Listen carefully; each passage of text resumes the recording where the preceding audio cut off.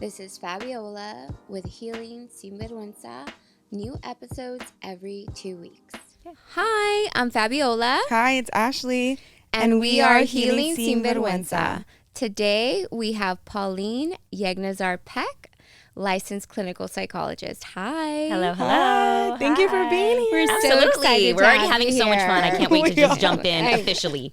I know. I'm so excited. So I follow you on my personal account on Instagram. You came up on one of my reels one day, and I was like, oh, my God, she is amazing. Thank you for all the work that you're doing. Oh, it's amazing. absolutely. You're so informative, so relatable, and that's so hard to find. So it's amazing. I appreciate that. Yeah, I work with basically myself. Like all the years that it took me of like, who's my ideal person is the person whose lived experience I could potentially understand. Again, everybody's going to be different, even if you had the exact same identity. But I work with the daughters of immigrants, the children of immigrants, intercultural couples, things that I've been through as a multicultural being straddling different cultural worlds. And so that's where I've gotten to after all of these years. Yeah, no, it's amazing. A lot of your work, even on your page, has been so helpful for me as a daughter of immigrants. So relatable, so helpful. I resonate with everything, almost everything that you say, even though we don't have the same cultural background. Yeah. I feel like it's very similar. Isn't that wild that it's not particularly the culture? Yes, sometimes you need the words or various pieces that are very specific to your culture, but it's like you just need somebody who understands that culture impacts us and our mental health at such a deep level that you just can't understand yourself as a person, as a human, your mental health, how you show up in relationships, including the relationship with yourself, without that cultural piece. And then when you start talking about the cultural piece, even if the person's not exactly from your culture, the questions they ask, the way they think about all of that, really, it validates that these things are not just individual struggles. These things are collective struggles. These things are, I always say same, but different. Yeah. And when I run like a group, women from so many different ethnicities, sexual orientations, ages, all of that. And yet there's always some common themes like family pressure, perfectionism, not feeling like they were enough, feeling like that representation was missing for them. Like all of those pieces are so common. And it can feel so strange to have so much in common with someone, even if the particulars were so different, culturally speaking, like what foods they ate. What wasn't different was the impact of family, the pressure, the expectations, how immigration impacted their development here. So many other things that we probably are going to get into today. Yeah, I'm so excited to get into all of that, actually. Yeah, there's a lot to unpack. Yeah. Okay, tell us a little bit about like your school, your education. Yeah, your background. Where are you from? Where Oh did my you grow goodness. up? Yeah. Okay, all the stuff. Okay, so I grew up, I'll start with where I was born. I was born in Iran. So I was born in the capital city, Tehran, in Iran. And the country had just been through a revolution. It was in the middle of a war. And my family was kind of in this forced migration, came to Los Angeles, where my mom's side of the family was. And so my dad's still in that same house that we all grew up in when we moved when I was 4. And I'm almost 40, going to be 40 in a couple months. And so I grew up in, San Fernando Valley, in Los Angeles, and really, again, straddling different cultural worlds. Having, obviously being 4 years old, I quickly learned English, and my parents had a church. And so at church, it was Farsi. At home, it was Armenian. At school, it was English. And I think, was not just language-wise able to speak different languages in these settings, but I was also almost like a different person in each of these settings. And straddling all of these different worlds with different rules, right? It's a completely different world. And honestly, not even understanding myself in that. There was a lot of disconnect. There was a lot of I remember elementary school, like bullying behaviors or feeling really othered or really different, having my like clothes or foods made fun of. And then It's an identity struggle. absolutely. And you don't even know it's an identity struggle because you're just like a kid being a Yeah. kid You're living like, your what is life, happening? right? Yeah. What is happening? You don't even get some of those larger pieces, but you do get what gets you ahead. And being white passing, being able to pick up the language really quickly is like, that accent didn't last long. And my understanding of what makes your lunches look which was Lunchables. Those things kind of, which my mom was not about, but Mine either. Yeah, my mom was like, absolutely not. Yes. That looks like not great food. You're gonna get the like home cooked meal stuff. I'm just like, I just want to be normal. But normal was really, I want to be white, right? Yeah. And so it was the closer absolutely. you were to whiteness, like not having an accent, not looking like darker. My sister was darker and had a very different experience. I was able to assimilate. And now, I mean, I'm telling you what I know now, looking back, not what I knew as I was going through it. And so by high school, I really hated my Armenianness. I hated kind of where I came from. I always thought of my last name with the Y, with the silent H, with the Z, gave it away. Like, we just got Pauline, which is not like a traditionally Armenian or ethnic name. Like Ashley Lopez. Yeah, The Ashley part, I'm like, perfect. Yes. And the Lopez, I'm like, that everyone knows where that comes from. Right. It's like and the I'm sense of like wanting to throw away your Yes. culture and feeling like, oh, if I can just get to this place where people think I'm white. And again, this wasn't conscious, but the closer I can be, then the more I'll be in the in crowd, the more I'll be accepted, and the more I'll have a place of belonging. I remember wanting my name to be Emily. Yes. I'm like, why is my name Fabiola? Especially when I would go to like little shops and I would want to get like something that The magnet, said the- Fabiola. Never. You know where I found my name finally when I was like 17 years old? And in Alvarado Street, La Pasita Alvera, I found a little magnet that said Fabiola. And I'm like, oh my God, of course I had to come here. You're like, finally.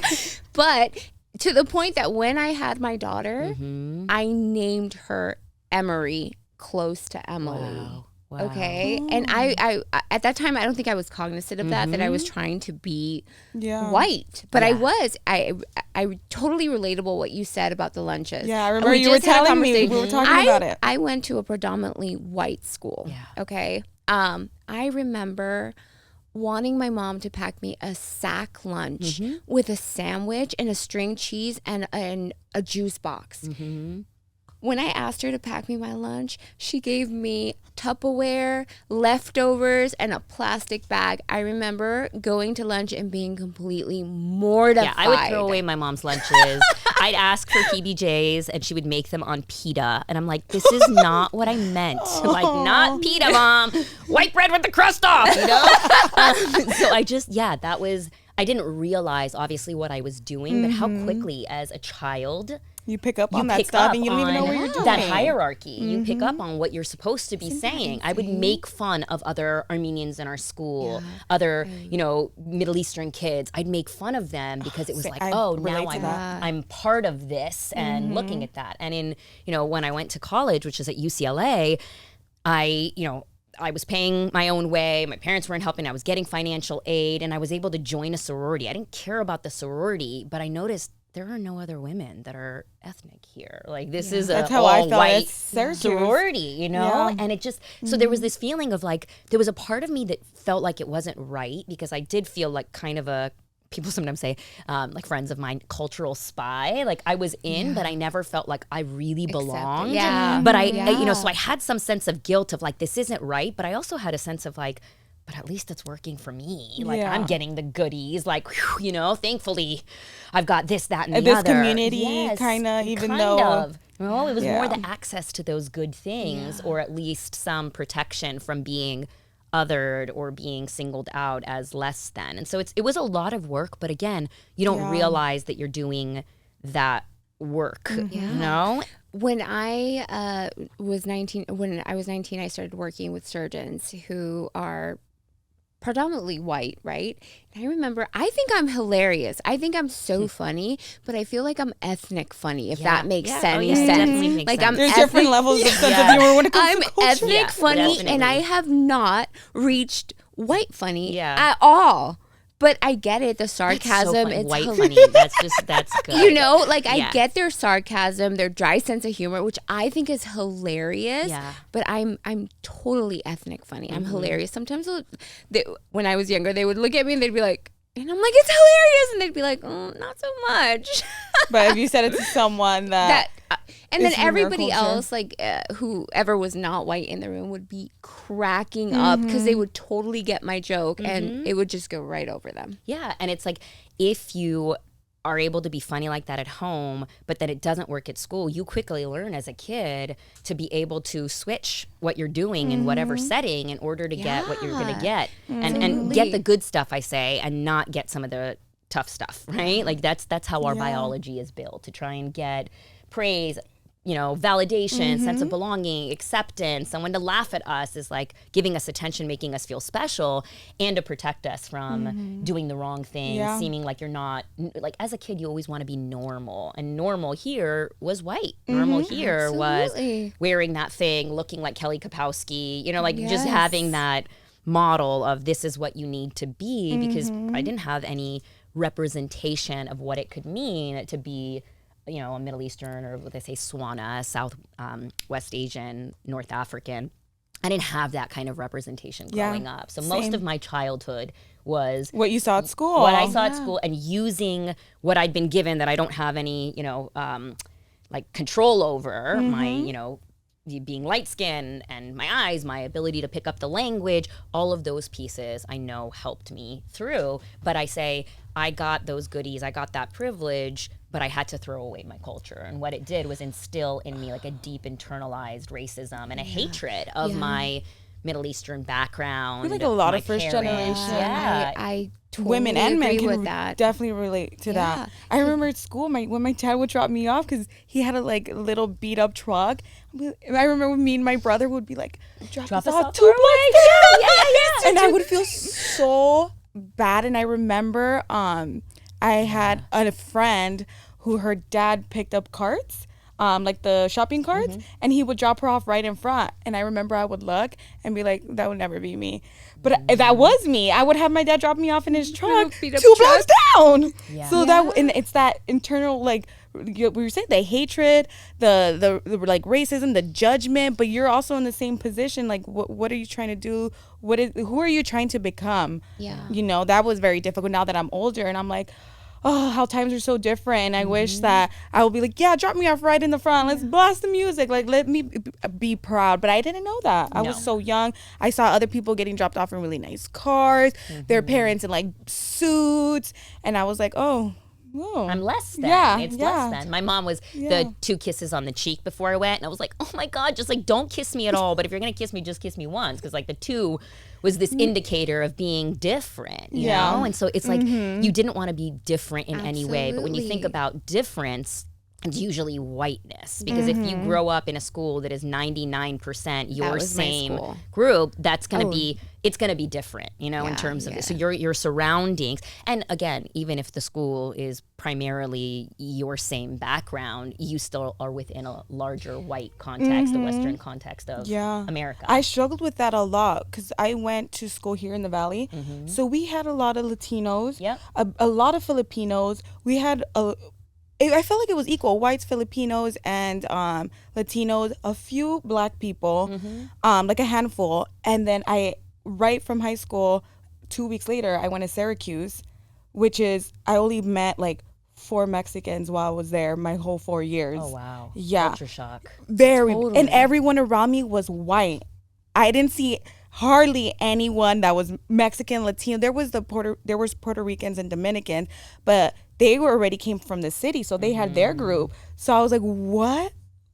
I struggled with that so much, because I was like, where do I fit in? And I would go and hang out try to be friends with the Puerto Ricans and the Dominicans, but they're like, you're not like Latina enough. I would go with the white people and they'll be like, you're too Latina. I'm like, where do I fit in? Because to them, I'm too white. And then to these other people, I'm too Latina. That's exactly what I mean by straddling different It's like you're on 2 surfboards, 1 foot on this and 1 foot on that, and maybe a hand on another one. And the waves are coming. And you're kind of like, where do I belong? I'm either too much, not enough. And you're constantly shape-shifting and shifting who you are. And when we do that, we can't do those actions without feeling like we're not enough as we are. So you're continuously internalizing a sense of not enough, inadequacy, and just shame about who you are. And then there can be the shame about wanting to be white. I've had to work through a lot of that shame and guilt of throwing away my mom's lunches and doing all of those things. And so much of my work is about like taking your personal response. If we're all doing it, right? If you as a child are learning what feels like it's good and, you know, is going to give you the gold star, and what is shameful and you need to have your dad drop you off 2 blocks away. If you know that as a child, then it's in the water. That's not something that you did as a personal empowered choice. That is happening within a context, in an environment. And that's what I like to do in all of my work, and really kind of how my work began at UCLA as a sociology major, was looking at those big picture things. Like, okay, if one person is doing it, another person is doing it, which is like psychology, looks at the inner workings of a person. I was like, what's happening on a societal level if people are doing this in groups? And my high school experience was very diverse. I went to a magnet school here in the San Fernando Valley. I went to Van Nuys, and I was with the other children of immigrants.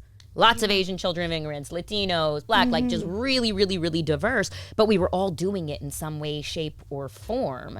And so it's like, if that's happening, even when we're surrounded by a huge diversity, then this isn't just a personal thing that we're doing as a slight against our families. This is part of the immigrant experience, that you have to throw away your culture to try and get to be some sense of belonging, but then always feel like you're never going to fully be accepted, because the second your name comes up, the second you do something, or even someone just looks at you, and again, I didn't have as many of those physical markers, in a second you can be othered again. So it's this constant, almost like impossible task that you're constantly striving for, but you're never going to complete, and can go away in an instant. For me, it happened in the reverse. So I went to a predominantly white school for elementary, and then we moved. So this was Burbank, right? So my name obviously is Fabiola, and all the kids call me Fabi, Fabby. Then from middle school, I went to Sun Valley, who was 99% Latino. For me, it was such a culture shock. And yes, I am Mexican, and I knew that from my home. But when I started to integrate with those kids, I would get a lot of like, why do you talk like that? Why do you sound white? Your name's not Fabi, it's Fabiola, or it's Fabi, which is with a Spanish accent, right? Your name is Fabi, it's not Fabi. And I remember feeling like just completely confused, like, what is happening here? Yeah, the rules keep changing depending on the context. And if you don't realize the context is, and what we're talking about, just in a like academic way, is racial identity development, ethnic identity development. And there's been a lot of research and a lot of different theories about this, of the various stages, from really feeling confused about it, to then hating who you are, and then to liking it. And remember, everybody is going to be in different stages. And so you've got some kids that are holding on to their cultural identity and really hate whiteness, and then there's others that are trying to move ahead and to have that, and you've got all of those things happening at the same time. And again, we're kids, so it's not like we have a real understanding of who we are. We're just kind of working at some point through just survival mechanisms. Trying to figure it out day by day. Trying to figure it out. And then it's going to be different. Like, my brother was 7 when we moved. My sister was born here. My mom was pregnant when we moved from Iran. So they look different. So they just, each of them have had their own process that we've talked about in terms of what being able to move through the world as a cultural being was. But it's these experiences, like when I talk about the lunches or dropping off, or I didn't want my mom to do this, or the name changes, or how you would like accentuate certain things or not, or clothes that you would beg your parents to buy you. It's like all of it is to signify and to try and be enough, because everybody, the core human need is to feel accepted and to feel like they belong, and especially with children that are still trying to make sense of who they are. And when the rules are constantly changing, right? When you're speaking English to your parents and they're like, speak to me in the language that I've taught you, that's like, oh, that's not going to get me that here. I have to like learn how to talk to my mom in this way. But then you go to school and they're like, this is America, speak English. And so then you have to shift. It's a continuous act of moving and changing. And then you're in your 20s and like, wait, who am I really? Because I know how to fit in a second with every various group, but I don't actually know who my authentic self is. That makes me think about, I remember growing up, like listening to Spanish music or speaking in Spanish was like, why are you doing that? Unless you were at home. And now I'm seeing like a lot on social media, and even conversations that I've heard in person of when someone tries to speak Spanish to another person who speaks Spanish very well, they are like, you, like, why even try? Like, you didn't grow up learning Spanish. You don't know how to speak Spanish. Like embarrassment and shame. But growing up, it was like, don't speak Spanish, only speak English. Yeah. And now it's like, oh, you don't know? Oh, that sucks. Like, shame on you for not being in touch with your culture. I've had people tell me, like, you should be ashamed of yourself. Yeah. And I'm like, my Spanish has gotten so much better. Okay, it's Mine so much better. But when I was younger, no, I've had people say you should be ashamed of yourself. Yeah, I talk about that a lot too. And I don't read and write, any of the languages I speak other than English, Armenian or Farsi. So there's so much of that. But again, you're operating from two different context, right? You've got like the white context that's like America's a melting pot, but really what we mean is you have to like throw away your culture and be as white as possible, because that's how white supremacy operates, is like you have to make us feel comfortable. So don't listen to your loud music, don't do the things that we're going to judge. So you have to throw that away. But oh, you're black, oh, you're darker, you're never going to make it anyway, but try anyway, because then if you don't try, we're going to call you lazy. And I could just keep going on Never and on. Win-win. But the other is you've got immigrant parents that are coming for lots of different reasons. Forced migrations mostly, coming from colonization, Western imperialism, wars, horrible economic situations that are often caused by the other countries that have power that are interfering and maybe robbing the resources of the land.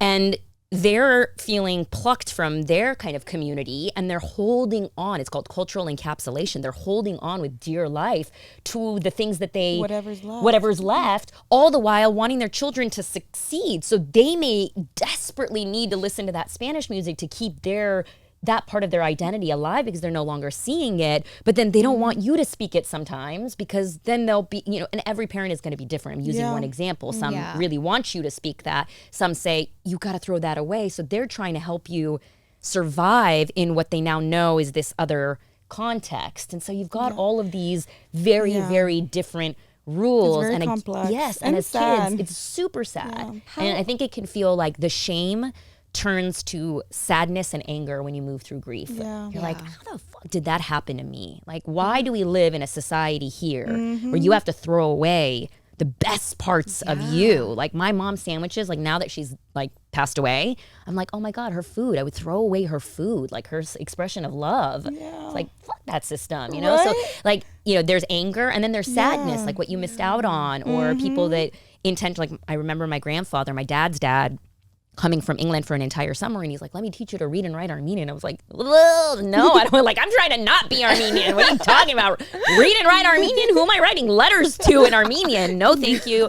So, and now I'm sad about that. Like, I'm sad that I had absorbed that was not a good thing, and that I didn't have the full free choice to be able to connect to another method of expression that is so important to me. And so I think that the work that I do now is helping people come to a place of feeling culturally enough.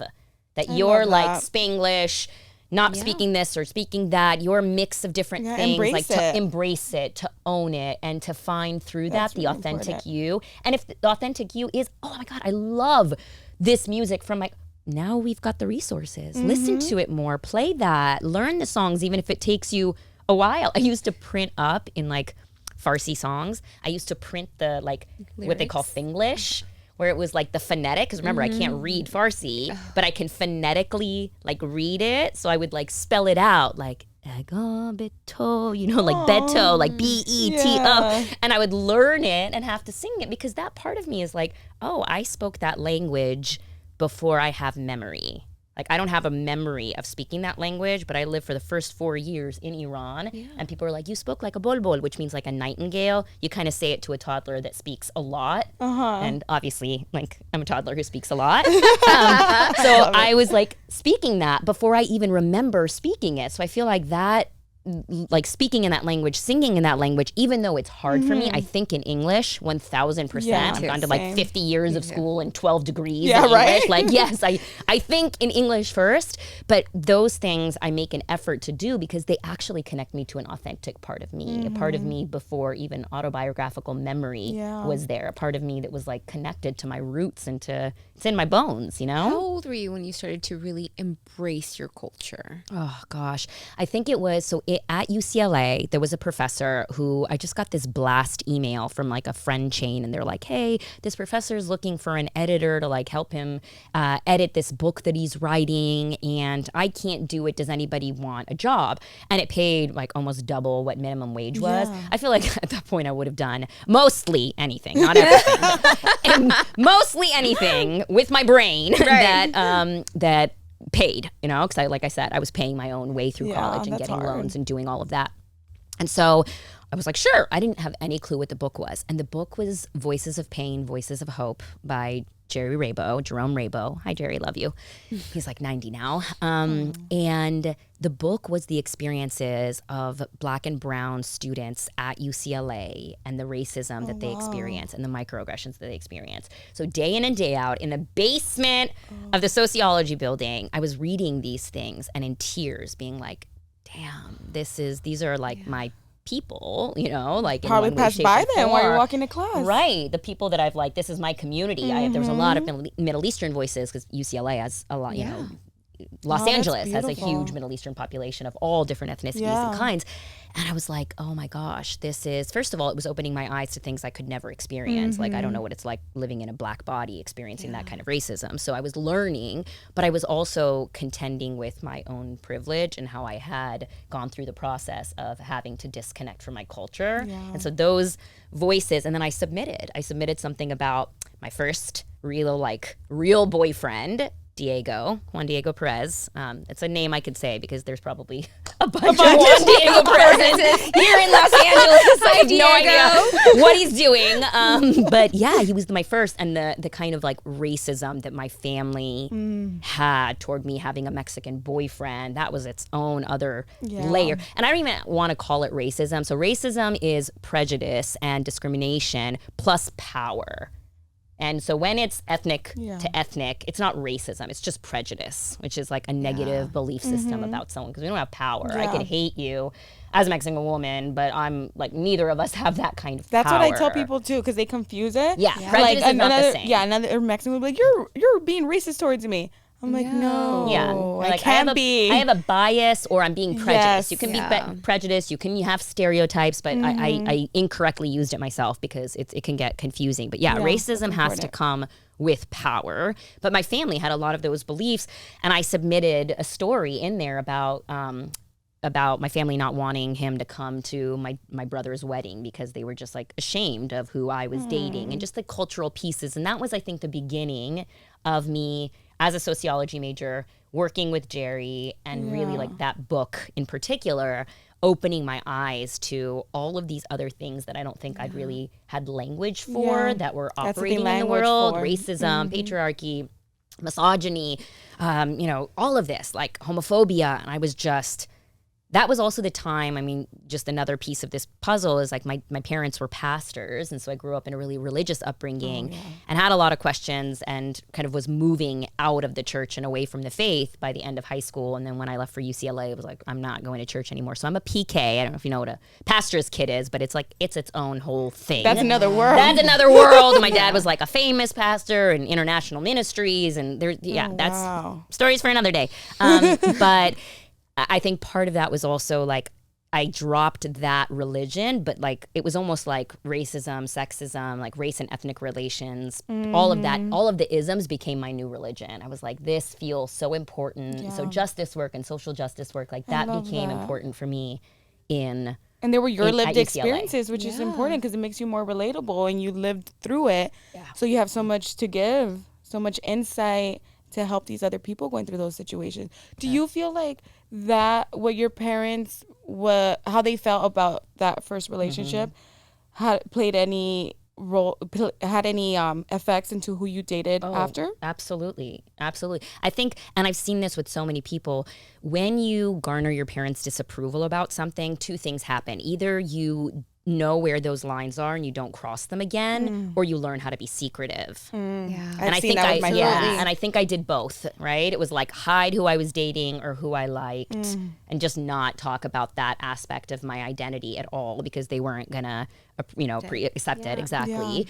Or it became, again, I don't think on a conscious level, it just became part of the okay, this is who I can date, or this is who I can potentially be in like a future long-term relationship with. Yeah. So it definitely influenced me. It's incredible to like know that most of what we choose as adults come from the beliefs our parents have, and most of us aren't really conscious of that. We're just kind of just going with whatever was. And you think it's like, this is who I am. This is who I am. Yeah, you own it as your choice. Absolutely. And there's such a grief that comes from realizing you had shortened or disempowered or what I call truncated choices. Yeah. You had limited choices. Yeah, So you're like, I chose this person.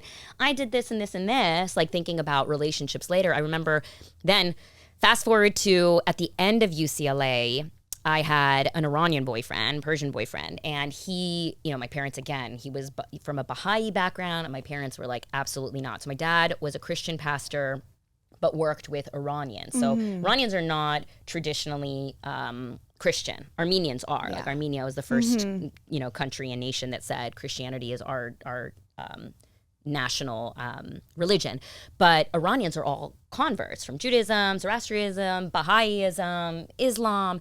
So, you know, my parents were working in that population, and here I was dating a guy from a Baha'i faith. They were like, absolutely not will we give you away. So I was with him, I don't know, 4 years, 5 years. He was 5 years older than me and like constantly trying to lock it down. Like, we'll get married next year. And I'm like, I don't know how that's going to happen. And while he was just wonderful, I feel like that was a huge part of, okay, this is gonna really not be good in terms of like how this is gonna work with my family. I remember once we went to Wood Ranch. I remember that particularly. I was like sitting and like playing with my like mashed potatoes, and my parents were like, look, we can't give you away to that guy, but just find like a white guy who's like what they call nominally Christian, means like Christian by name. Like they don't have to really go to church because we know that's not you anymore. We've given up like trying to push we'll take some you. things off. Yeah, like we'll take some like we get you. Yeah. We'll compromise here. Not him. Just choose like a white guy who like maybe goes to church for Easter as like a tradition,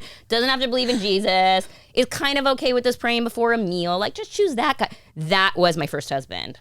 Right? That's actually if you can think of it, also my second husband. So like, I don't know, it tells you like, these choices get deep. They do get deep. They really get deep, really but that's do. who I chose. And I'm not regretful in any way that I didn't marry that other one, you know, or Juan Diego. Like neither of those relationships that I want to actually move to that next place. Yeah. But yeah, it impacted me. Maybe I would have chosen, like now who I am today. Sorry, Max, I love you wherever you are. I love you, my husband. But I would have chosen probably a Middle Eastern man. Like knowing how connected I am to my Middle Eastern identity now, I think I would have loved to be with another like Armenian man who could speak Armenian to our children and whose family brought that in together. Like I think that would have been amazing, but that was not the person I was making that decision. I still was in that place of, okay, with these various limits, what's the best shot? What's the choice I can have among the limited choices? It's like when I pull out 2 shirts for my toddler and I'm like, do you want the blue shirt or do you want the red shirt? He chose the red shirt, but I actually chose the choices. Yeah. That makes me think about growing up. It was the same thing. My parents wanted someone in specific, white, right? They like, oh, that's interesting. They said it directly, like we want someone. Like, my dad always still says it. He's like, oh, maybe you'll get married with a nice little white man. I'm like, and then I was having a conversation with my girlfriends about it, and they're like, if you were able to choose like who you were your partner forever, like what race would it be? And I'm like, I don't really think about that. I'm not specifically attracted to like one race, but I was like, but ideally I would want it to be someone Latino because I can relate to them with my culture, the music that I like, certain holidays, certain things that I know with someone who's not from my culture, we wouldn't be able to share that, which is important to me, very important. But so that made me think about how you were saying that if it would be someone Middle Eastern, because it's different, because you can share and it's more relatable, and stories you talk about upbringing, so much more you can relate on and connect on. For me, it was different. My mom was like, you bring me a Mexican guy. I want a hardworking Mexican guy.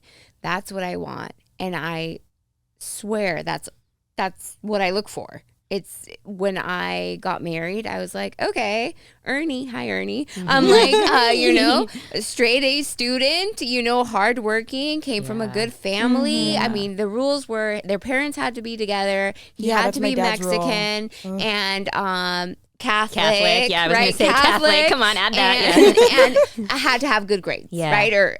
But that was like, show me your report card. Yeah, exactly. Was like, marry your daughter. Here are my report cards from the last 4 years.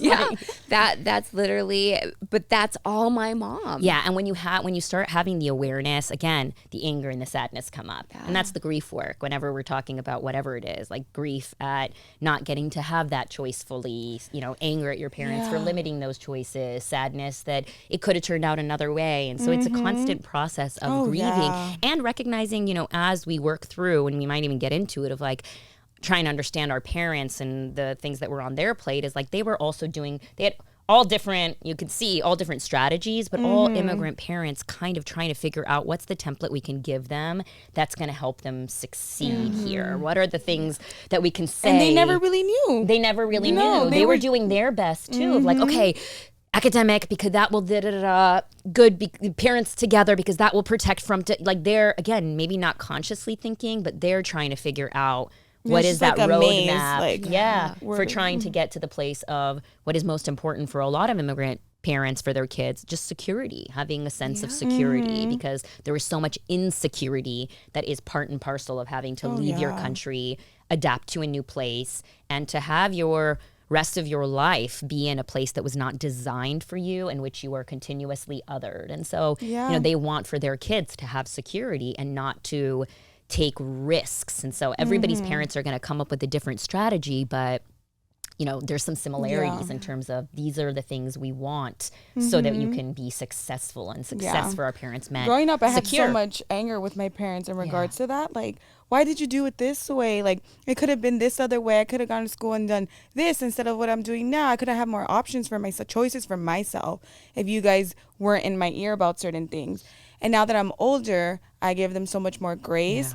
Because I don't know what it is to be a straight immigrant coming to a new country, not knowing the language and having to start all over again and raise children that are American and going to an American school when you didn't see that. So now that I'm older, I'm like, oh, like I can't even imagine what was going through their head, what they were feeling. And my mom tells me now, she's like, I was trying my best. At the time, I thought it was the best. But now that I'm older and you're older and we have these conversations, it probably really wasn't my best, and I could have done things differently, but that's all I knew. And I think a lot of that comes from fear, right? Yeah. Oh, absolutely. Like absolutely. Projecting their fears onto us, because my mom did that too. Yeah, absolutely not. It definitely comes from that anxiety and deep, deep fear, which is partly caused by that uncertainty. And I think that the awareness that we get that, oh, our choices were somehow limited and that we were operating under the systems that I talked about that were influencing us, even though nobody likes to feel and think about that. You like to think of yourself as like an empowered individual moving through the world with, you know, total agency and empowerment and freedom. But truly, we are all always impacted by the environment. And surrendering to that is actually going to help you make the better choices. But if you start to see yourself like that, then you can't unsee that happening for your parents too. They didn't have 100% free choice. They also had limited choices. They were being influenced by those things. So I find that even though I really specialize in the clash that happens between us as children of immigrants and our immigrant parents, but I always say the compassion and the kind of awareness that you're building for yourself can extend to looking at your parents with that same way. And not so much anger. Yeah. As when you were little. And the truth is that you have to move through that anger. The anger is necessary. You can't do it without anger. Anger is an appropriate response to an injustice. So you can't move to feeling compassion without acknowledging the anger.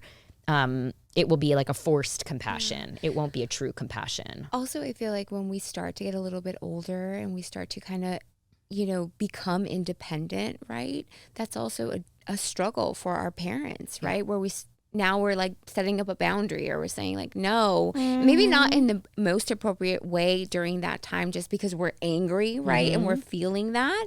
But we also get a lot of pushback. Absolutely. And I feel like they want to come in harder with the force and implementing like bigger rules. Like, okay, you said no to me. Okay, now you can't go out for the whole month when we're like 16, 17 years old, when I'm trying to be independent, Yeah, you know? I talk about that a lot too, is like, because they're feeling so out of control, they don't know the system, they don't know a lot of different things. No boundaries. Yeah. No such thing. Yeah. And you're pushing back and they're afraid they get harsh and they can be, harsher or double down on those things because they feel like they're losing control, and yet it's not about control. It's about surrender and love and having to have the resources to move through that. And a lot of our parents, didn't have the upbringings to support that and didn't have the kind of lives that allowed for or even lived in a time where those resources were encouraged. Yeah. Like I was just talking to a friend about how, one of my dad's sisters was telling me as I became a parent, she was telling me about how she had one book by this one man, and she would go to the Dr. Spock, I think I remember his name, and she would go to the library and get Dr. Spock's tapes and listen to them for like any parenting tips. I'm like, do you know how many thousands of times as a new parent I looked at the internet, I had books, I had mommy groups, I had 1,000,001 resources. Like I can't imagine parenting with one Dr. Spock book and then like a rotation of library cassette tapes. Like that's our parents' generation in terms of even like internet and access to information. About parenting. And so the bit that they got, like my parents literally got, I think it was Focus on the Family or some other thing. It's like Christian parenting thing that was very much like beat your children for the fear of God and to discipline them. And so mom was like, I'm going to be obedient. Come here and I'm going to, show you that I have to. Definitely relate to that because I got the mine. chanclas. Yeah, we had, it was chanclas or the spoons, the ladles, the wooden the wooden spoon. White And always the cooking while she wants to like. I remember I got really good at dodging the Yeah, chancla. too. I was like, oh, it's coming. I'd be like, Ninja Warrior. I wouldn't even like if I'm sliding for a home run, so I wouldn't get hit. So no, I remember. We had like these like banisters, and I'd be like, boom, like going through them. And they would get more mad. Yeah, they would. She'd get so pissed, right? So mad. Like 10, and yes, we are talking about like physical abuse. Yes. And yet, Totally. many of these parents are getting this from a book, a cassette tape, a radio show. And also how they grew up because you said grandma would beat my dad. So I know you know this, but Ashley, she's my niece. Her dad and I used to get our butts whooped. Yeah. Like he's much older than I, but when I was about 16, 17, I got really smart. I would run into my room, lock the door, jump out the window. Yeah. And then come back. What floor were you on? No, it was the first floor. And then as soon as enough time had gone by, I'm like, okay, she's gonna be more relaxed. She probably almost broke my door. It's safe, and I would come back, and it would be safe. Yeah. She would then want to have a normal conversation, but before that, she would want to whoop my ass. It's so. I mean, that's like it just shows you the resources our parents didn't have for being able to calm their own nervous systems, deal with stress. Like there's so many different stressors on their plate. This isn't an excuse. Like people are like, oh, when you're saying this, you're excusing what your parents did. No. It's not. But when you have a long-term relationship with someone or even want to understand yourself, to understand yourself, you have to understand who came before you. And so for me, it's about understanding myself first and foremost. If I don't understand why my dad would do that, then there's a part of me that I don't get because I am part of his story and he has a part of mine. So it's not about excuse. Like, oh, just because he was stressed, that's okay. And I'm going to make sure that even now, as almost 40-year-old woman, my dad can physically harm me if he wants. Like, no, it's not about an excuse. It's about understanding that actively gives you more choice because now you have a greater picture of, oh, okay, I see the way that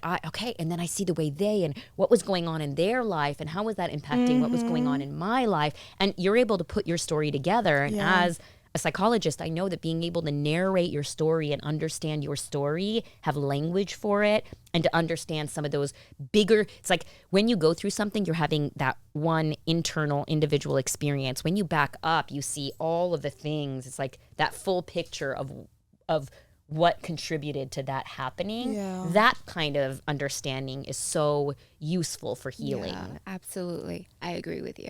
When I try to explain this to like my brother, right? Where I'm like, you know, my mom learned this.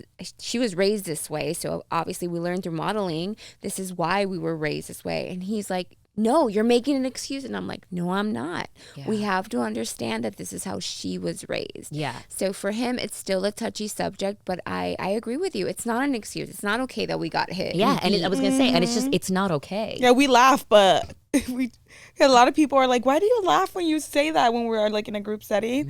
It's because it's relatable and we're able to relate and we have that shared experience. And it's not funny, but it is funny. Yeah, no, you I know? think... But it doesn't excuse. Just because we're laughing doesn't mean that we're like, oh, it was okay. Your children Absolutely or something. not. Absolutely No, not. no, There's no. a real reason why I don't lay hands on my children, and Yeah. will That's what I never say. lay hands on my children. Is we know better now, and we now, I mean, me as a scientist too is like, I've got the science to what happens. You're just increasing the fear response and eroding a sense of connection between you and your child. You don't want your definitely. child to fear you. You want your child to trust you and to see you as a resource and a support. That connection with your child is everything. And, you know, even this morning, so we're staying at my dad's house, and this morning my husband sleeps with my son and I sleep with my daughter. And I guess my son had gotten up for a while. So my husband woke up and, Marcus, my son, wasn't in the bed. He goes to where me and Penny are sleeping. My daughter opens it and sees me like cuddled with a figure, thinks it's my son. So he goes back to bed. A while later, he wakes up and he's like, oh, where's my, or hears something. And he's like, oh, that's maybe not Marcus. That's Penny. Let me go find Marcus. Searches the whole house. Nowhere to be seen, right? And so he finally goes downstairs, and underneath my dad's table, my son's there, and he's like, what are you doing under there? And he was like, it's a secret. my husband's like, how long have you been there? And he was like, an hour and a half. I mean, he doesn't know time. He's not even 4 yet. He's like, an hour and a half. And he's like, what are you doing? So my husband like crawls underneath the table. It's like this big dining room table. Crawls underneath. He's like, what are you doing? He's like, eating chocolates. So he'd had Ferrero Rochers, like the king of chocolates, right? He'd unwrapped like 3 or 4 of them and eaten them. And I love this story because, it just happened, so it's fresh on my mind. But also, my son wasn't afraid that he was going to have this huge reaction, My husband was just like, how does your tummy feel waking up, eating that? Like, do you feel okay? And he was like, I kind of want eggs. And so then they like shifted to having real breakfast. But if you punish your child for telling you the truth, like I said, either you're going to create that fear that later they're going to have to deal with. That made me think when I was little, if I was your son, I would be like, nothing. Yeah, you would hide it. You'd eat it in the closet. Yeah. Go right back to my bed. My stomach would like hurt. I would say nothing at all. Yeah, you're going to do all that, but you fear your Yeah. parents. But that fear is not going to be, that's not going to help you to actually have the resources you need as a child than turning into an adult one day. Because when you grow up, they could also lead to being fearful of saying the truth, even if it's something really small, of how someone's going to react. Yeah, and that's the people that have those double lies, because there were certain things that would get them punished at home. And even if you didn't have physical punishment, you could have withholding. You could have that disapproval of your parent where they didn't talk to you for days because they didn't like what you did. Yeah. And that feels, we know that emotional pain, we know that now, emotional pain registers in the body like physical pain does. Yeah. It's the same, right? Yeah. When you experience that physical pain, people think that that's the worst kind of abuse. Neglect is also a deep, deep pain. To not have your emotions be acknowledged, to feel like your parents punished you or emotionally withdrew from you in some ways. These things are neglectful, but they can be just as painful and impactful to your nervous system and to your continued development. So I think we laugh about it now because it's a part of our story. And it's like, you're not going to take that away. And us speaking about it is actually giving power to saying things. And I feel good about being a cycle-breaking parent, knowing I'm not repeating that cycle with my child. So I can laugh about those pieces because it's my story and I get to do with my story what I get to do. I'm not laughing at a client who's telling me what's happening until they're laughing and I'm laughing with them. I think that you get to the laughter potentially as you move through the layers and layers of pain of, I understand it, but it doesn't excuse it. I don't want to repeat it. What do I need from them, if anything, to move forward? How did it impact me? I think one book, I love Trevor Noah and his book, what is Born a Crime. So freaking good. Listen to it on audiobooks because he does all of the different African dialects and languages, and he's just brilliant at it. But he talks about having a very religious mother, a very Christian mother who physically disciplined him, and that how he always knew that she loved him, and this was like, I am disciplining you for something that you did, but I love you as a person. Versus his stepfather, who eventually shoots his mom. Sorry for the disclaimer, or for the like spoiler alert. But his stepfather, who one time physically put hands on him, and he felt like, oh, this man is violent and wants to hurt me. Like, this is not discipline. This is trying to annihilate me. This is like abuse. And he's like, I feel the difference. And the entire book, if you read it or listen to it, you are going to see the love that Trevor has for his mom, you know, and the fact that she did not then physically discipline his younger brother that came from that union with the stepfather. And so I think there's a difference between, there's also, I guess what I'm saying is like the lived experience is different as well. There's there are varying degrees. I've had some people, I don't believe, this is controversial, but I don't believe every parent loves their child. I don't believe that. I agree with that. I really feel like that. some parents do not love their child. I feel like there are some parents who are truly cruel and want to harm their child, right? And not just like postpartum psychosis and not in their, full faculties. Definitely but like agree with truly, that. I believe that there are parents like that. And in my almost, 15 years of doing this, I've had a handful of people who have told me, and I'm like, your parent was like psychopathic. This is the work of someone who like abused their own child the way that and they were sometimes even like sadistically getting off on some of that because it gave them a sense of power. That's very different than when I could see my mom stressed, trying to teach me a lesson, not having tools. That absolutely still impacted me, but it's not like I felt like my mom doesn't love me and it scarred me in a certain way. And again, everybody's impact is going to be different because of so many different factors. Trauma is not an event. Trauma is an experience, and it has to do with how many resources you have, what happened afterwards, like did someone come and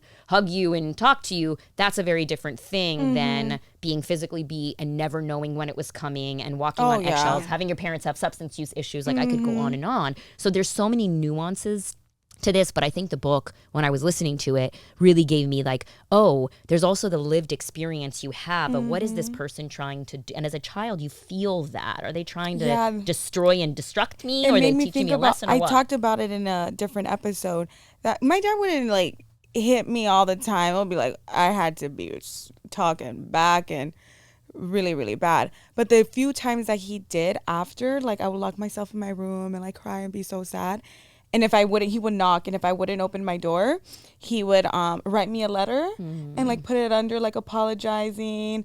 And like now that he's older, he still like apologizes. And he's like, I should have never done that. I just didn't know how to express myself better. Yeah. So I knew, even like it reminded me that we were saying that's relatable. Because I knew like when I was getting hit, it's not like I was getting beat up, but when I got hit, I knew that there was love there. Not like, oh, he's trying to hurt me. Yeah. Like this is not like how you explained it.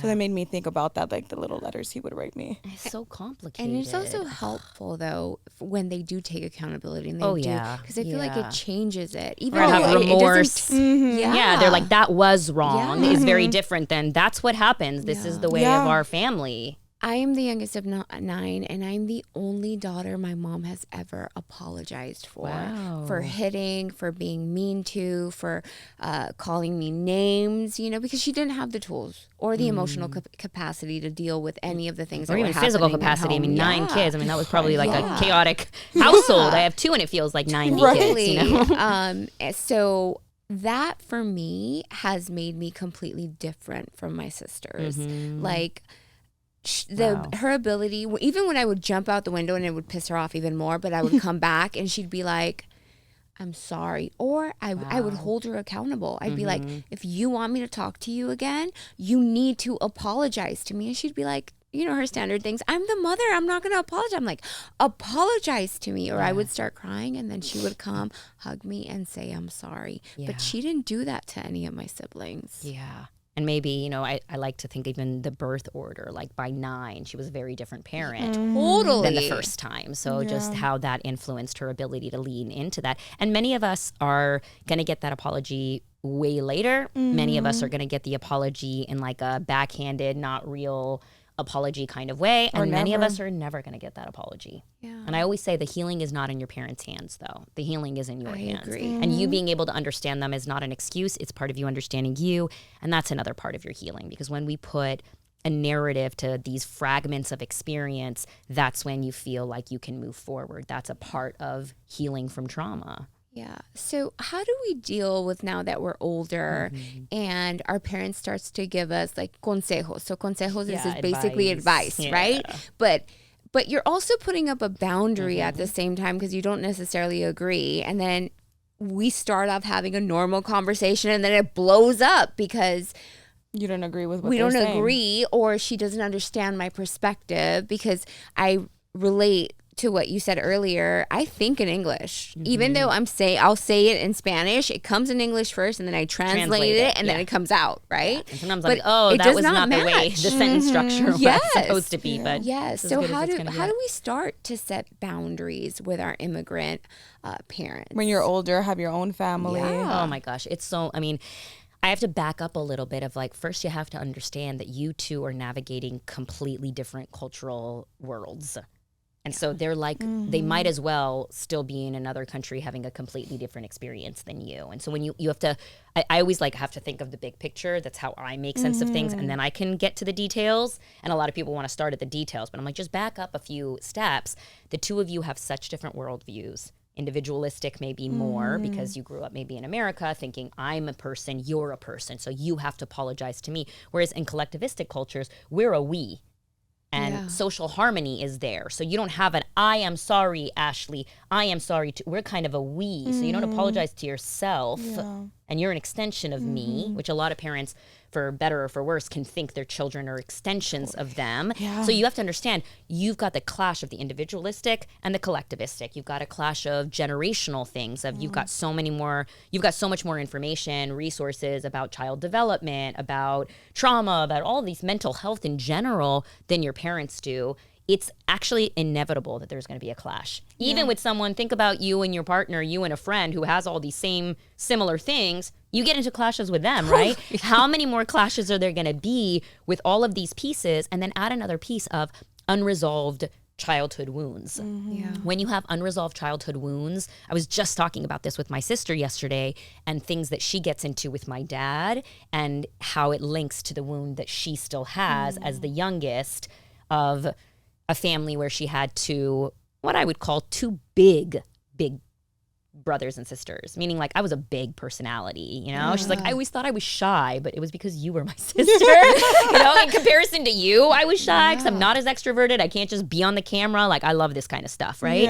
But for my sister, she'd had to like work up to that, but she's not shy. She was just compared to me. So we were talking about how that unresolved piece that she is working on gets inflamed when she's talking to my dad. And so you've got the cultural differences, generational differences, worldview differences, language differences. Sometimes you've got a word that they don't even know and you can't translate, you know? Like I didn't know what depression or anxiety, like even feeling anxious, I don't think I know how to say that in Armenian.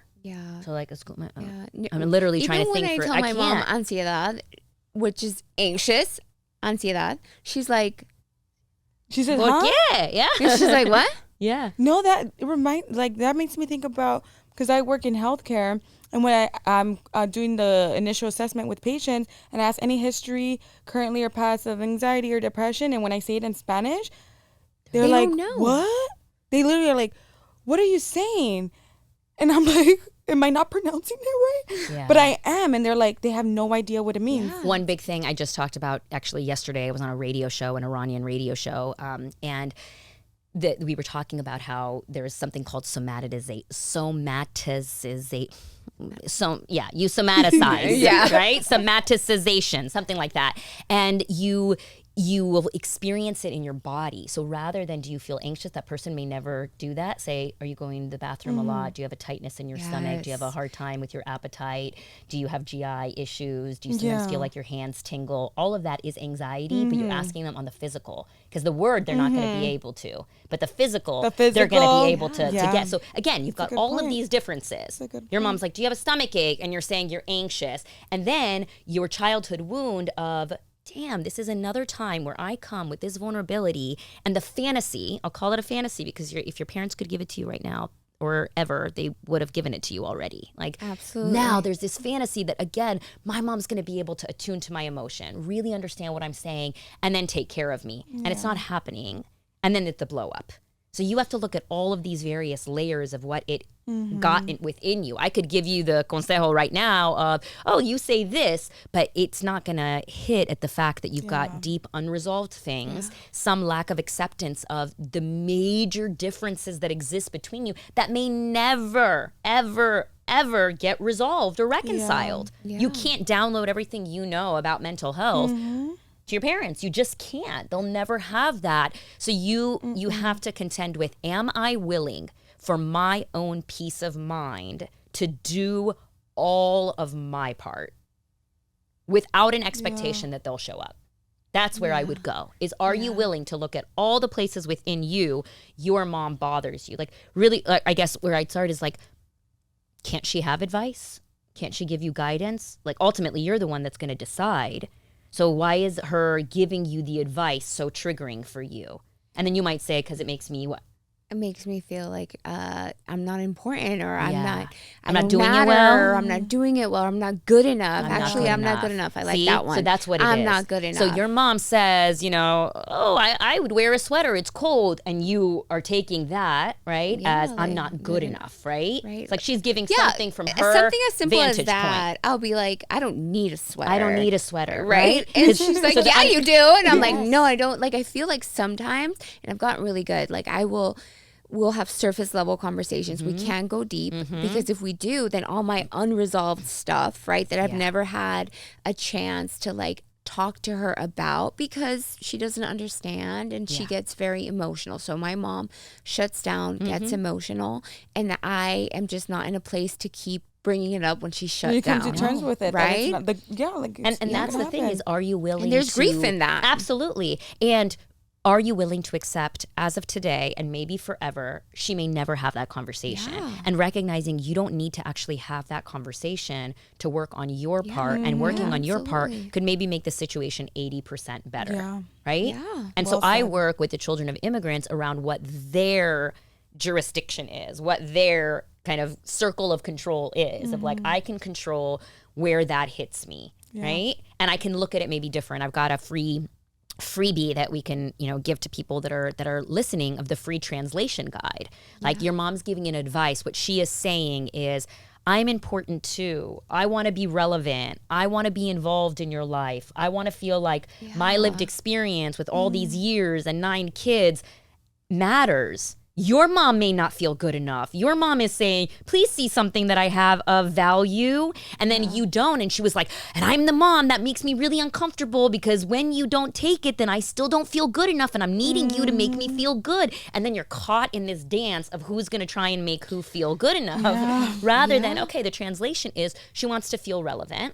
She wants to feel that what she has to offer is helpful. And you don't have to take it. It's kind of like a baby. Yeah. And so you don't have to. And they also didn't have a childhood, really, or got that attention.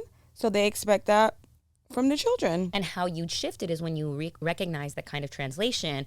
When she says, it's cold outside, you might need a sweater. Say, oh, yeah, it looks kind of cloudy. Are you seeing clouds? And she's like, yeah, I kind of am. Okay, yeah. We'll see. Maybe I'll take a sweater in my backpack. And then you just keep moving through the day. You heard her. But to do that, you'd have to understand the meaning of what she is actually trying to say underneath anything. So that's the translation work. The translation was on point. And then she wants to be relevant. She wants to be relevant. She wants to be involved. She wants to be, somehow part of this to then, again, feel good enough. Like, I'm the mom, so I want to do the mom-like things, give you what I think a mom should do. Maybe give you what my mom didn't, which was this kind of love or this kind of practical guidance, right? Like she's probably unconsciously trying to do a little better than her parent did before her. And so, you know, if you realize that, it's not like, oh, now I have to give, a lot of people ask, like, now I have to give my parent what they're not giving me. No, you're giving it to yourself. Like in those moments, if you can have a more calm, easeful, peaceful exchange with your parent, you're giving yourself the gift of peace. This is not about doing something for them that you're not going to get your own either. sanity. You're both going to eat the pie. And some people are like, well, I don't want them to eat the pie. So what, you're going to suffer so they don't eat the pie too? Like if you translate that takes a lot of work. It does take a lot of work because I've done so much work on myself actively with a therapist and still, of course, okay, I will still have these little moments where I have these run-ins with my mom, and I've gotten really good at like picking her up, taking her out to eat, taking her shopping, and then dropping her off, and it's like a beautiful 4 hours that we just spent together. Or you have a moment where you know you're gonna, or you start to, and then you stop. Yeah, and no, you I've take had that plenty breath, of those. and I've then had plenty of you know, those. like you move past it. Is like when you realize you're in control of you. Then what they do or don't do is not that relevant, and it's you protecting your inner child. Absolutely. You're not going to let your inner child go, again, mommy, are you going to this time, you know, validate my emotions? And I use that voice because I would never let my child go say that to somebody that time and time again did not want to play with them. Like I've got a neighbor who like you could tell doesn't really like kids. So when my son is like running up to him, I usually try and, so that he doesn't go try to get that and get the like, oh yeah, I'm trying to get out of here kind of mode when my son is trying to show him something. Or, and he's a neighbor. He's not someone who like really has that much impact. But even in that small interaction, I'm going to protect my child from continuing because I've already identified that person's not going to give you that, honey. What they're going to give you is if you wave from the driveway, they're going to wave back. Yeah. That's about it. If you could get to the place where you're realizing that in those interactions, you're letting your inner child connect with the parent who's already had their chance to parent you. And you're going to now be the parent to your inner child. And you're not going to let your parent have access to them. So then it's just your adult self talking to your parent as the adult you, where you know in your head you're damn well going to do what you want to do, take the sweater, not wear the sweater. You're like 40 something. Your mom's not really going to like put the sweater on you. I'm like, I don't need this sweater. Exactly. So then you're like, whoa, wait a second. That's actually a younger part of me who is trying to. 16-year-old, again, absolutely. I said teenage self. I thought to myself, I'm like, she's 15, I know 16. who they are. Like, even when I reparent myself, so my inner child, when I am, let's say, I'm having imposter syndrome, okay? And I'm like, I see you, Fabiola. Yeah. You're important. I love you. We can do this, right? When I'm feeling really anxious and scared and unsure. Who's that? How old is that? She's 6 years old. Okay. Okay. She just wants acceptance, love, validation. She lives life with rose-colored glasses. You know, life is beautiful, but she also gets scared, right? Yeah. So this is when I talk to my inner child in English. I'm like, I see you, Fab. We're going to do good. I love you. Everything's going to turn out well. I'll even put my little hand in my heart, okay? But then 3 hours later, I will change it up. And I'm like, ponte las pilas y cállate, que tú puedes. Deja de estar fregando. Tú puedes. Hazlo y cállate. Which is my mom. Yeah. It's not me. Which is very interesting that I have two different personalities or two ways of speaking to myself. In English is very graceful, very loving, very nurturing, right? But in Spanish, it's very harsh and critical. To what we said at the beginning of literally two different worlds with two different rules and two different ways. I mean, that makes total sense that you would have that piece of it. And I think that we were talking a little bit about this before we even started taping. And I was saying, use your English to talk to that part of you in Spanish. Or what I thought right now is use 6-year-old Spanish to talk to. I always say use the language that the child understands at that age. I don't say like, you can have compassion and grace to my 6-year-old, you know? My inner child is more, I want to hear how old your inner child, like the first snapshot, she's like 12. So I've got like a 12, 13-year-old prepubescent, pubescent, like that's my some of my inner child wounding, and I've done obviously tons of work on that, and she's my little buddy. But I talk to her as like an 11 or 12-year-old, like, you're feeling bad, this doesn't feel good for you. Like, I'm not talking like you're feeling really disappointed and disillusioned at how your parents are not showing up with emotional availability. She'd be like, what? She'd be like, mine is like 10, 11. I'm like, oh, you're feeling sad right now. Yeah. Aww. That but like not basic, like, like, what do you want to do? Your parents, they do the best they can, but they can't. And you can give them some realness, but they need developmentally appropriate information. And so talk to her like the 6-year-old Spanish and begin with that. And again, I want to let everyone know that is watching, that is listening, there's never going to come a time where you have no woundings, you never get triggered, you never get upset or activated about something. It's not, there's never a healed, there's always healing, but you will have that awareness, and then you'll be able to catch yourself with the harsh and the blah, blah, blah, and then, oh, wait a second, let me adjust, let me switch it up. Maybe I can say in really basic 6-year-old Spanish what she needs to hear, or I do that and then I come back and repair with her. Hey, I talked to you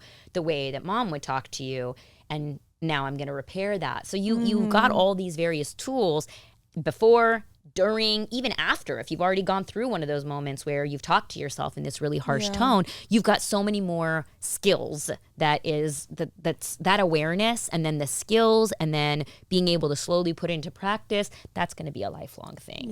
Lifelong, absolutely. Sure. I've actually said to my therapist, like, I'm done with this. Like, when am I going to get over it? And she's like, Fab, never. It's a process. It's a right? process. We're and healing then every day. We're healing every day. We're healing. And as you get older and through experiences, more things unpack. Yeah, more feelings come because out. You change, memories you come out. change, and so your relationship to the past continuously change. People think like childhood happens, and then at a certain point, you look at this thing that is static, and then you process it, and then you move forward. But memory doesn't work like that. You constantly change, and so how you reflect on the past constantly changes. The beauty of, so I do EMDR, which for listeners is eye movement, desensitization and reprocessing. It's a modality for working through trauma that lives and is stored in the body. So trauma is not something that's stored in the head; it's stored in the body, and you have to work through the body.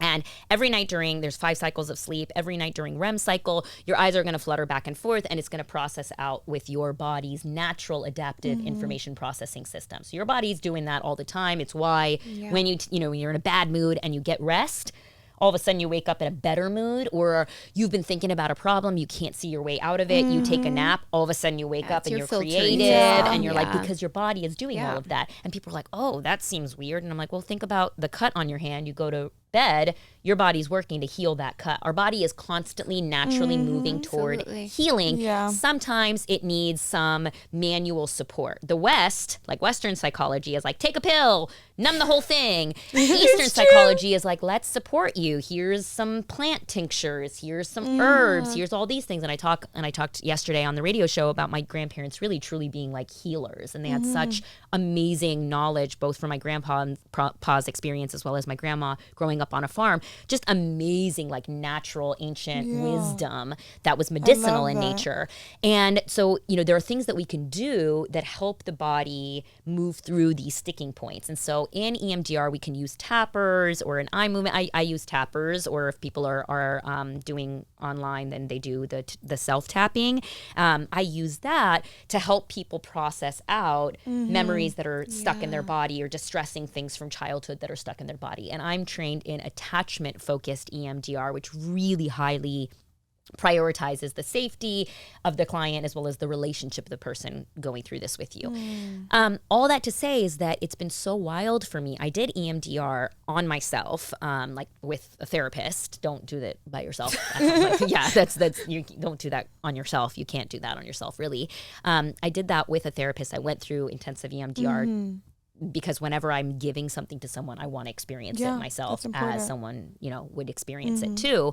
And that just makes it so that I'm, practicing what I'm preaching, and I know what that's like, so I can guide them better through, obviously with differences. And so I was pregnant with my son, or before, I think it was right around the time I got pregnant with my son. I was doing the first round, and then pregnant with my daughter doing the second round, which is wild that not only was I getting EMDR, like my kids were getting EMDR. So healing I'm like, generational trauma. Wow, right? And this is incredibly wild, but in my daughter's womb, by 5 weeks in utero, she has the eggs that will then be her future children. And so that's all of that is like so wild, right? So wild. So yeah, that's why I said healing generational trauma. That's why I said and it. healing present. They say now you can have up to 14 generations within your own intergenerational nervous system. Oh, so Jesus. 14 before you, 14 before us, so 28.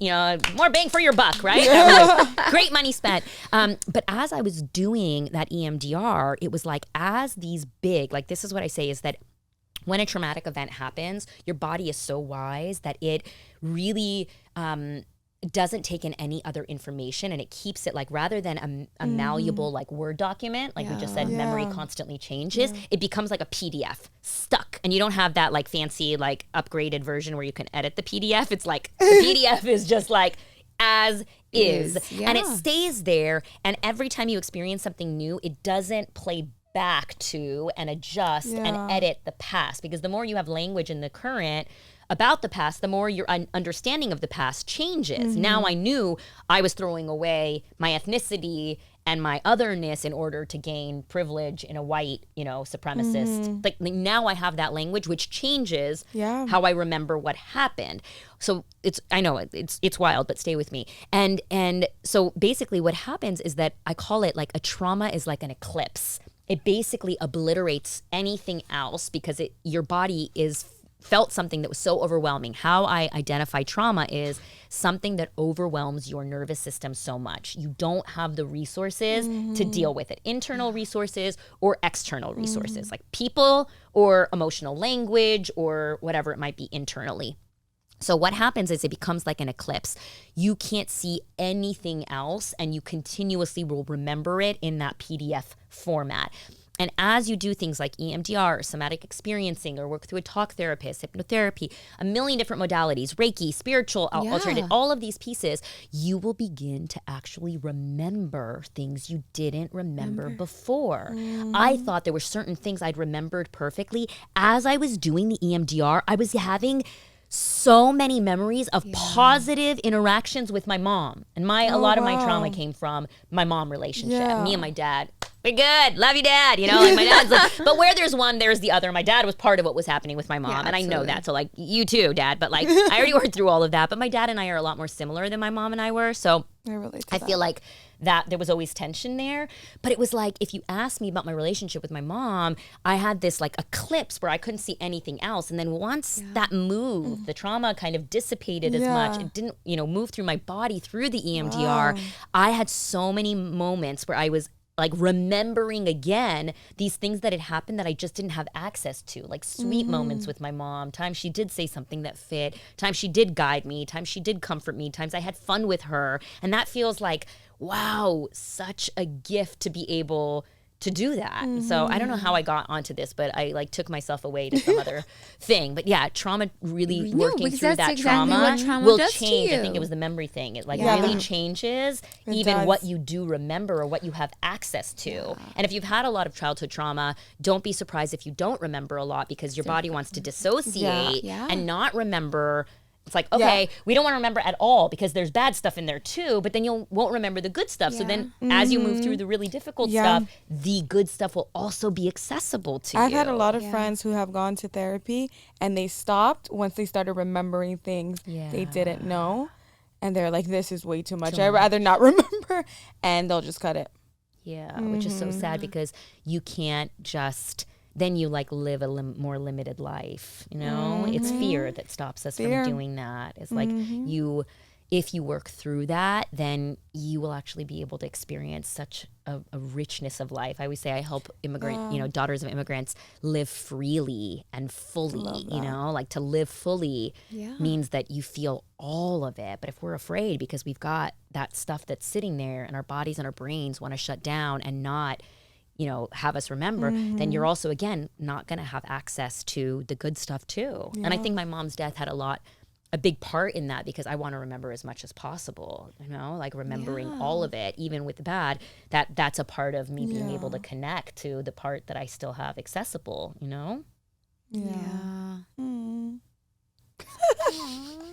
Hold hands. Hold hands. Yeah. Pauline, how would our viewers find you, or any resources that you may offer? How would someone be able to find you? I'm everywhere. Yes, you can find me. So I've got lots of resources because I think that I want to be accessible and give people as many resources as possible. The biggest one is my IG page, so my Instagram page, Pauline the psychologist. It's my love letter to daughters of immigrants. It's hopefully you see it and you feel not alone, validated, like your experiences were not just your own, that somebody out there was having that same experience. It's really a love letter also to myself because that's what I needed. I didn't have somebody doing the work that I'm doing, speaking to these things, and putting language to it. And so I learned it the hard way. And so if I can help someone look at that page and understand something earlier than it took me, then I've done what I feel like is my calling. You can get, if you wanted the free translation guide, you can get that. It's part of the link tree that's in my bio, and it's got 3 different examples of what would happen with immigrant parents, common examples like the guilt trip, for example, or comparing you to your cousin who's already married and a doctor and and what your parent is actually maybe meaning underneath that. Maybe your parent is one of those small percentages of like cruel parent, like you trust in yourself, but this gives you a how else could I respond if I think about what they're meaning, kind of what we did with your mom, like she's wanting to be relevant. What could I do to help just meet her at the like, yeah, you're relevant, mom, and I'm gonna wear my own sweater, you know? So it gives people an example for many examples of what they might be able to do to have, again, more peaceful interactions with their immigrant parents for themselves. The gift is for you, not for your parent. They're going to eat some of that pie too, but you know, that's your compassion and understanding. And then I run a free book club. It's called the Cultured Book Club for the Children of Immigrants. I've been running it for about a year and a half now. We read a new book every month, and then I do an IG live. Sometimes I invite the author to talk about it. This month is Resmaa Menakem, whose work I love, Quaking of America, My Grandmother's Hands, amazing books. Ray Scholar, he's amazing. But he's also a couples therapist, and his book is Monsters in Love, about couples and how fighting is good and necessary for your relationship. I haven't done a couples book, and May 11th is my 5-year wedding anniversary, so I thought for May, we're going to do that. And then next month, for June, we're going to be doing What Will People Say, which is Sahej's book, and she's Brown Girl Therapy and does a lot with daughters of immigrants and children of immigrants in general. I follow her. And then, so I've got those as free resources. I've also got a boundaries course. So if you get the translation guide and you're like, how do I do this? If you with the interaction with the parent and the childhood wounds and framing, like what are the different cultural, clashes that are happening. If you want someone to guide you through that, this is super cheap. It's like under $50. It goes on sale every few months. I think it's going on sale in June again. So it's like $40 to $50, 36 minutes of video with me. There's an accompanying workbook, and it's like a real breakthrough of this is why it's hard. These are the skills, and this is how it can play out. So it's like me facilitating you in being able to set boundaries. It's through an app, but it's also desktop version. How We Get Through is the company. It's How We Get Through boundary setting with immigrant parents. And then I have 2 programs. So I have an individual program that I've developed after years of doing the one-on-one therapy work, which can oftentimes be long-term, especially when you're doing trauma. I was like, I really want a way. It's actually the reason I started my IG. I really want a way to make more of an impact and be able to download in a shorter period of time all the skills that I almost like wish that every daughter of immigrant could have in their toolkit. So I started to develop over the years a curriculum, and now it's turned into my one-on-one program. It's called Culture and Connection Transformation Program. It's a month long.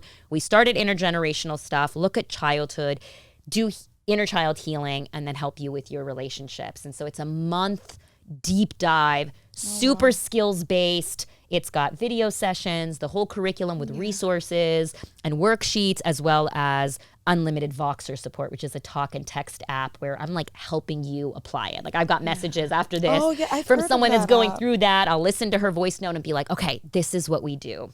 And then I really kind of through doing that was like, I want to create a space where other daughters of immigrants could talk to one another and also learn from each other's experience. So in March, I ran my first time of doing the Roots and Fruits group program. So it's basically the same curriculum as my individual program, but with daughters of immigrants. I had 6 women go through the program. I miss them dearly because it was such a sacred little group. And again, from so many different places and ways of life and ages and issues that we're bringing them in, or challenges that we're bringing them in to the group. But the community that they built of understanding, just like we just met today and we feel like we could be friends because we've got these somewhat shared experiences despite the cultural differences.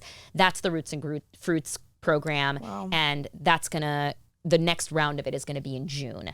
And then here's a secret, but there's talks for me being, able to launch something that's more community-based, like a tiered membership-based community where you'd get more ongoing support and that would be so that would be like, that's in the works and potentially a podcast. Wow, you're doing a lot of great things for the community. Yeah, like I'm really more eager for places where I can be in community, because IG is really a place where it's like me to everybody else. It's hard for me sometimes to keep up with comments and things like that. So I'm craving some of those things that are a little less than some of these high ticket programs that are amazing and I think worth every moment and penny because it's an investment in yourself. But I'm craving places that we could have more accessible community based reciprocal interaction. So that's in the works coming up. So you've got freebies, we've got courses, we've got programs if you want to work with me. And I've worked with women across the world. It's not therapy. So really I can work with women anywhere. And I have from so many different countries, and it's been a blast. So that's where you can find me. Yeah, that's great. She has a lot going on. Yeah. We'll make sure to tag her once we post a video and also put her Instagram info so you guys could go and check her out. Thank you so much for being here, Pauline. Thank you for having me. This really did feel like being on the couch. Yeah, that's exactly talking what to friends. we wanted. Like this felt like what I would. By. This is probably what I would talk about. Hanging out, having a glass of wine or a cup of coffee with a friend anyway. So this felt very natural. Thank you so much. Absolutely. Thanks for having me, both of you. Okay. Bye, guys. Thank you guys so much for watching. Yes, thank you guys so much. Appreciate it. Stay tuned for next episode. Please like, subscribe, and follow.